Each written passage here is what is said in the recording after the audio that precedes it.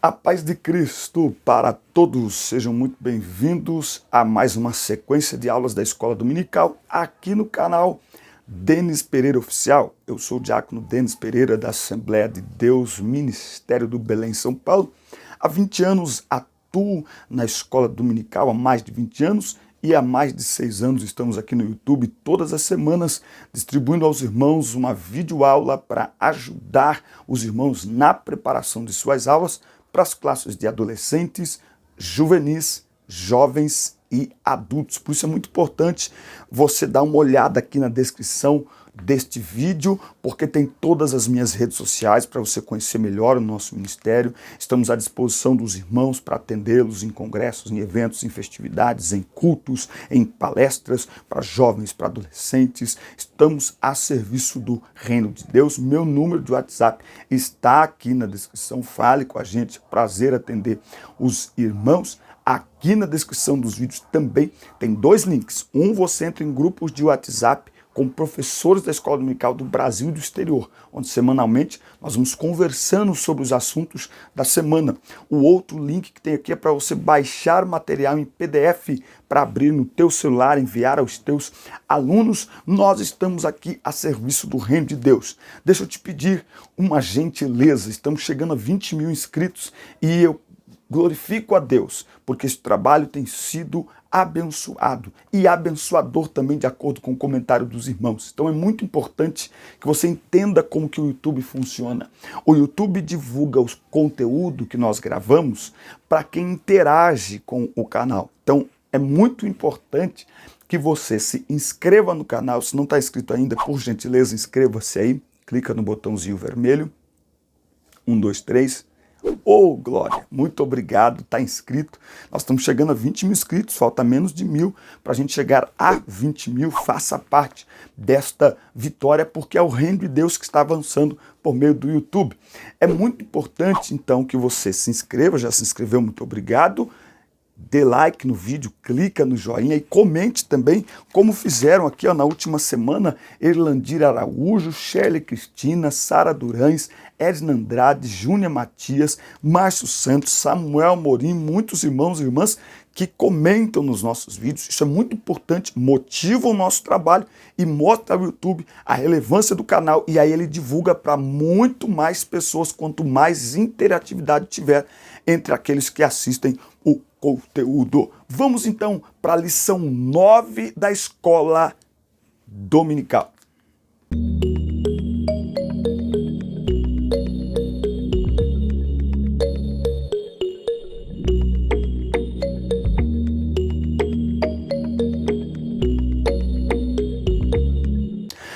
Lição 9 da Escola Dominical, na classe de adultos, vivendo o fervor espiritual. O textual está em Efésios 5:18.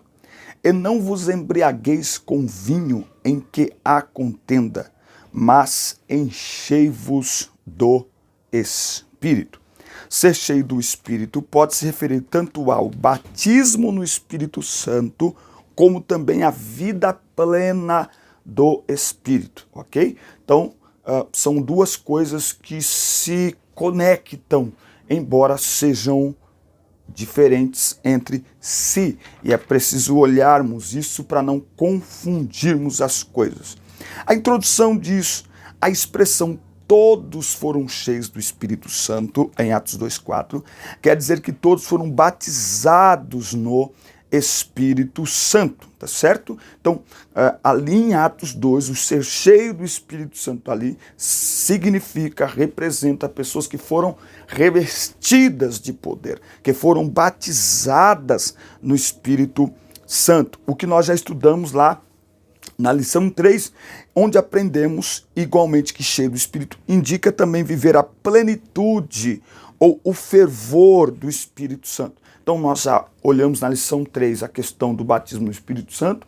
Agora nós vamos, nesta lição, focar na análise do que é ser cheio do Espírito Santo, do ponto de vista de uma vida que vive a plenitude do Espírito, guiada pelo Espírito de Deus, o ser cheio do Espírito Santo.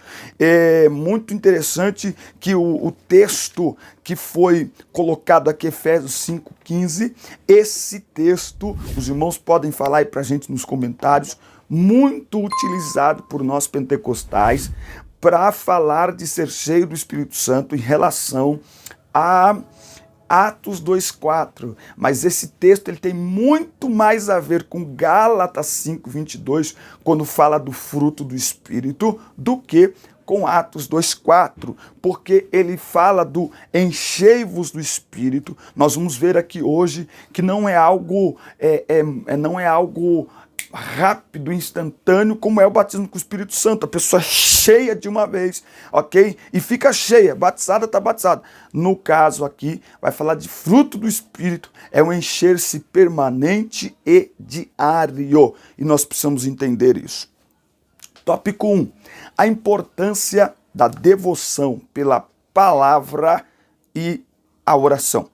O apego à palavra e o hábito de orar são indispensáveis à vida cristã. Não tem como termos uma vida espiritual abundante e fervorosa sem a palavra de Deus e sem a oração.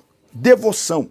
A nossa ideia de devoção é de apego, dedicação e zelo, como o nosso apreço pela oração, o amor pela palavra, o apego ao jejum. Leitura da Bíblia, oração e jejum são importantes exercícios espirituais na vida da igreja desde o princípio, tá? Então, desde o início, mesmo lá em Atos 2, o que me chama mais atenção é o versículo 42, quando diz assim, e perseveravam na doutrina dos apóstolos, está falando da palavra, e perseveravam na doutrina dos apóstolos, no partir do pão, na comunhão e nas orações. Não há vida espiritual frutífera, abundante, plena, sem amor à palavra e sem amor e sem o exercício, a prática de uma vida de oração. São duas coisas que caminham juntas, palavra e oração. A nossa prudência é para que essas práticas não venham se tornar motivo de exibição. É por isso que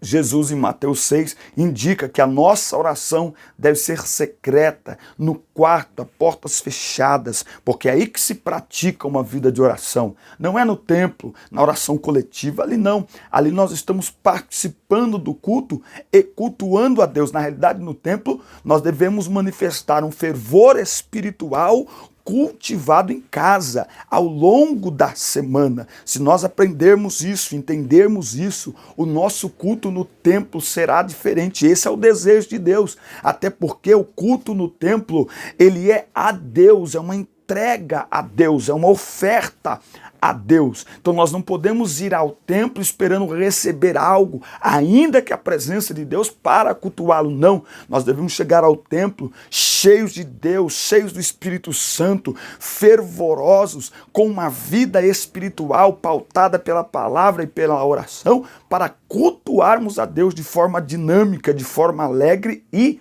eficiente. A oração e a palavra. Todos nós conhecemos o jargão evangélico. A oração é a chave da vitória. Isso é verdade. Não existe vida espiritual abundante sem oração. A oração é a alma do cristianismo e expressa a nossa total dependência de Deus. Então, o que é orar? Orar é expressar, é manifestar total dependência de Deus. Orar é dizer, eu dependo do Senhor. Eu preciso do Senhor. Uma das coisas que me chama a atenção nos discípulos de Jesus está aqui em Lucas, capítulo 11 e versículo 1. E aconteceu que ele estava orando em um certo lugar, e quando acabou, um dos seus discípulos lhe disse, Senhor, ensina-nos a orar. Eles não pediram: Senhor, ensina-nos a expulsar demônios, ensina-nos a curar leprosos, a ressuscitar mortos. Não, ensina-nos a orar, porque a oração, ela é poderosa. A oração deve ser uma prática particular, espontânea e contínua, não é? A oração é como aquela conversa no pé do ouvido entre dois amigos, entre pessoas muito próximas, tá certo? Então é preciso ter esta percepção. Vale lembrar que a oração também deve ser feita com fé. Tem que ter fé para orar, fé de que Deus está nos escutando, fé de que Deus está nos ouvindo quando nós oramos. O viver sabiamente, esses exercícios espirituais devem ser colocados em prática no dia a dia, diferentemente do nécio. Vede prudentemente como andais, não como nécios, mas como sábios, não é? Nécio, aqui nessa passagem, é o tolo, sem juízo, não é? Devemos priorizar a vontade de Deus em nossas decisões, atitudes, e não focar as aparentes vantagens como faz o mundo. O modo de vida do crente não pode ser o mesmo modo de vida do mundo. Então, a oração, a leitura da palavra, o jejum, enfim, a nossa vida de devoção é um exercício espiritual.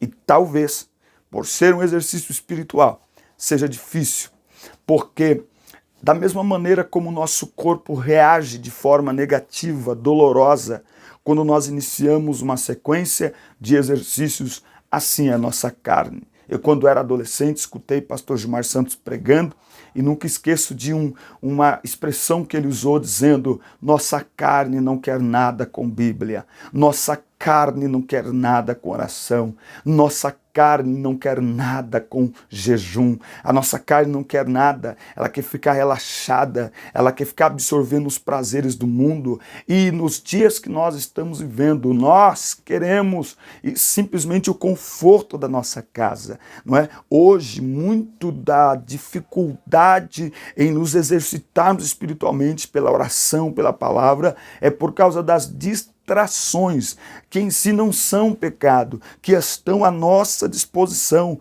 para o nosso lazer, para que a gente possa se desestressar um pouco. Então é um filme, não é? É uma Netflix, é a própria internet, o próprio YouTube, não é? O smartphone ali com todas as facilidades. E se nós não incluirmos o exercício espiritual na nossa agenda diária, a gente não vai fazer, porque tanto jovens quanto adultos, se você não prestar atenção, você passa horas no celular e não percebe que deveria reservar um tempo para Deus. Por isso é preciso reservar um tempo para Deus na sua agenda. Tempo esse que é valiosíssimo demais.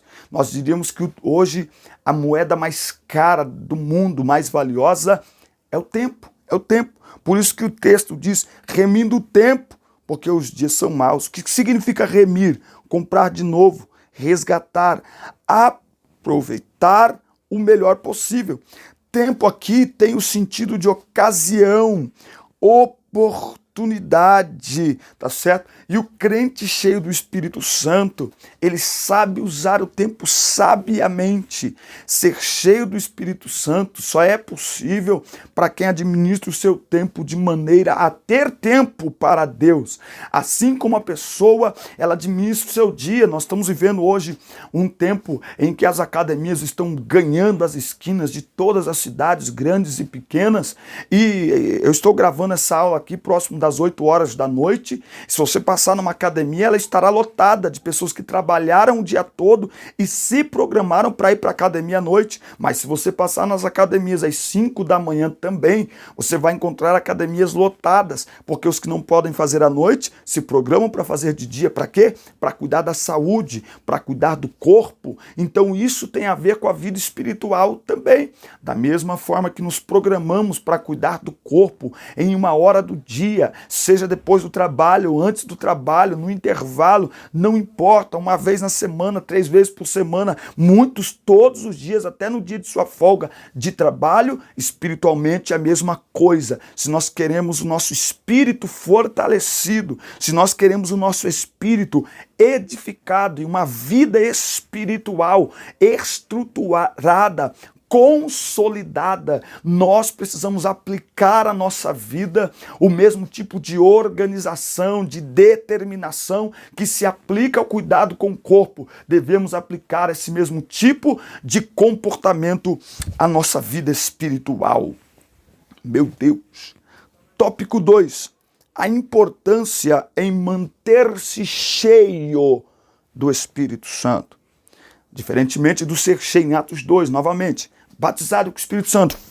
Batizou, encheu, tá cheio, ok? Agora, aqui muda. Aqui não é instantâneo e, não. Aqui é um caminhar diário com Deus. Nós até discutimos no grupo de EBD esses dias sobre a questão do fruto do Espírito, quando eu disse que o fruto tem que ser desenvolvido. Aí alguém disse assim, como é desenvolvido se é do Espírito? O Espírito é completo? Não, irmão. É porque aqui nesse ser cheio do Espírito tem a minha parcela de contribuição. Se no ser cheio do Espírito, um batismo com o Espírito Santo, é um atributo da graça de Deus, vem pronto, vem completo, aqui é uma contribuição entre o que o Espírito faz na minha vida à medida que eu permito, que eu me envolvo com o Espírito Santo pela palavra e pela oração, descubro o que significa cada característica do fruto do Espírito e passo com a graça de Deus a praticar no dia a dia e a reprovar a mim mesmo quando eu não pratico. Então o Espírito vai ganhando desenvolvimento na minha vida, porque o ser cheio do Espírito aqui é transformação de caráter. Em Atos 2,4 é ser cheio do Espírito, é revestimento de poder para a pregação do Evangelho. Aqui em Efésios 5,18 é ser cheio do Espírito como transformação de caráter. E caráter não se muda da noite para o dia. Um caráter marcado pelo pecado e dominado pelas obras da carne, ele é mudado de maneira diária, de maneira permanente. Por isso que o texto diz, enchei-vos do Espírito. Se você ler hoje, segunda-feira, enchei-vos do Espírito. Se você ler amanhã na terça, enchei-vos do Espírito. É como aquela garrafa d'água na geladeira, você tem que encher toda vez que esvazia. Enchei-vos do Espírito, enchei-vos do Espírito, enchei-vos do Espírito. A obra do Espírito Santo na vida do crente é dinâmica. Ele não fica estático a partir da conversão, tá certo? Então, o que Deus tem para a nossa vida, não é uma coisa estática. Não, é um caminhar diário. É um crescimento em direção à maturidade. Aleluia. Não é? Então é o bebezinho espiritual que se torna uma criança espiritual, não é? Um pré-adolescente, um adolescente, um juvenil, um jovem, um adulto espiritual. Não é? E mesmo assim, nesse caminhar, de vez em quando o adulto volta a ser menino, tem uns meninos que amadurecem mais rápido, mas é uma coisa permanente e é uma coisa dinâmica. Tá? E não vos embriagueis com vinho. Essa frase é como a Septuaginta traduz, não olhes para o vinho. A passagem em Provérbios explica as consequências destrutivas da bebedeira e compara com a picada de uma cobra. A palavra usada para contenda aqui também significa devassidão, dissolução. Estes termos são incompatíveis com a vida cristã. Inclusive, eu acabo de gravar um vídeo falando sobre essa questão, se pode beber ou não beber. Quem defende que pode socialmente usa esse texto. Agora, esse texto está fora de contexto quando você o aplica em relação à bebida alcoólica. Porque o que esse texto está trazendo aqui é um contraste que deve haver entre a vida dominada pelas obras da carne e a bebida, ela compreende muito bem isso, tá certo? E uma vida cheia do Espírito. Não está falando especificamente da bebida aqui. Ela está falando muito mais do comportamento de quem bebe e do comportamento de quem é guiado pelo Espírito Santo, tá certo? Fique atento, estreia nos próximos dias, por isso que é importante você se inscrever no canal e deixar o sininho de notificações ativado, porque quando entrar esse vídeo, com certeza será um alerta para muitas pessoas. Nós somos a Assembleia de Deus. A Assembleia de Deus ganhou milhões e milhões e milhões e milhões e milhões de almas até os anos 2000, poderia dizer assim, e a ênfase da pregação era libertação de vícios, libertação de vícios. Mas enchei-vos do Espírito. Essa expressão indica renovação, novo enchimento do Espírito. A ação do Espírito na vida cristã não é estática. Nele somos renovados no nosso dia a dia. Essa experiência acontece reiteradamente em nossos dias e isso vem desde o Pentecostes. Os discípulos já tinham o Espírito antes do Pentecostes, eles já eram salvos. Todos os crentes em Jesus, pentecostais e não pentecostais, batizados ou não no Espírito Santo, têm o Espírito Santo. Agora, o encher-se do Espírito, a plenitude do Espírito que ele se refere aqui é a característica típica dos pentecostais. Agora, a gente não pode confundir esse encher com o batismo no Espírito Santo que a gente já estudou. Cheios diz respeito ao batismo, mas não é o caso em Efésios 5,18. O significado, o batismo no Espírito Santo é uma experiência distinta da conversão. O significado de palavras e expressões bíblicas na Bíblia deve ser entendido e interpretado à luz do contexto. Observe a frase. Então Pedro, cheio do Espírito Santo, lhes disse. Ora, Pedro foi batizado no dia de Pentecostes, logo a expressão mostra a dinâmica do Espírito na vida do crente. E também Paulo, cheio do Espírito Santo, fala de alguém que já tinha sido batizado lá em Atos 13:9. Então é evidente que ser cheio do Espírito aqui se refere à plenitude do Espírito ou ao fruto do Espírito, né? Por isso que seria muito, muito, muito importante um estudo sistemático, não simplesmente aguardando uma nova lição sobre isso, mas seria muito importante que a cada semestre a igreja como um todo, certo? Participasse, nem que fosse no domingo à noite, de um seminário, de um estudo bíblico sobre fruto do Espírito, a demonstração, a manifestação do caráter de Cristo em nós. Eu preciso aprender o que é o amor como fruto do Espírito para praticar esse amor, porque senão eu pratico o amor que eu conheço, o amor que eu acho que é o certo. Eu preciso saber que tipo de fé o Espírito quer gerar em mim para praticar essa fé. Eu preciso aprender o que é benignidade, o amor em ação, para ser benigno. Eu preciso aprender o que é temperança, domínio próprio, para então praticar, ou seja, para que estas características de Cristo se manifestem na minha vida. Então, o fruto do Espírito, esta plenitude do Espírito, diferente do batismo no Espírito Santo que você recebe através ali, quem sabe, de uma oração, ou no momento de uma oração, aqui é um caminhar diário com Deus. Aqui é cada dia aprendendo um pouquinho e colocando em prática. Interessante fazer aqui essa diferença.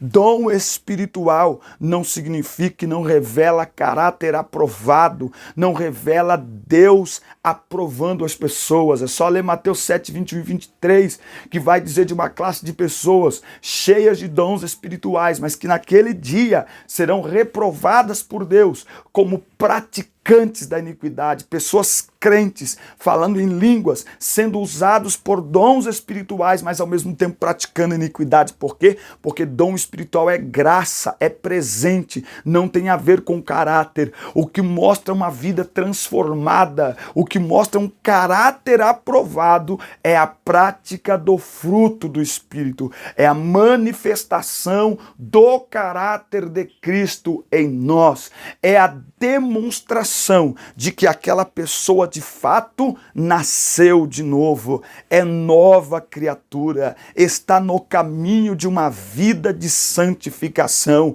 de purificação e, portanto, está no caminho da eternidade com Deus. É o que mostra verdadeiramente que alguém é salvo pela pessoa de Jesus Cristo. É a manifestação do caráter de Cristo em nós, porque essa é a obra do Espírito Santo na nossa vida.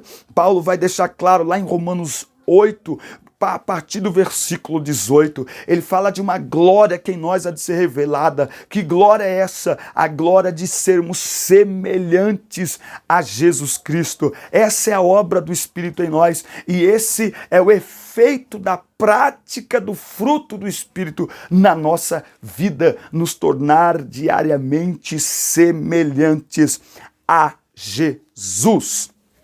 Oh, glória, a gente se empolga aqui.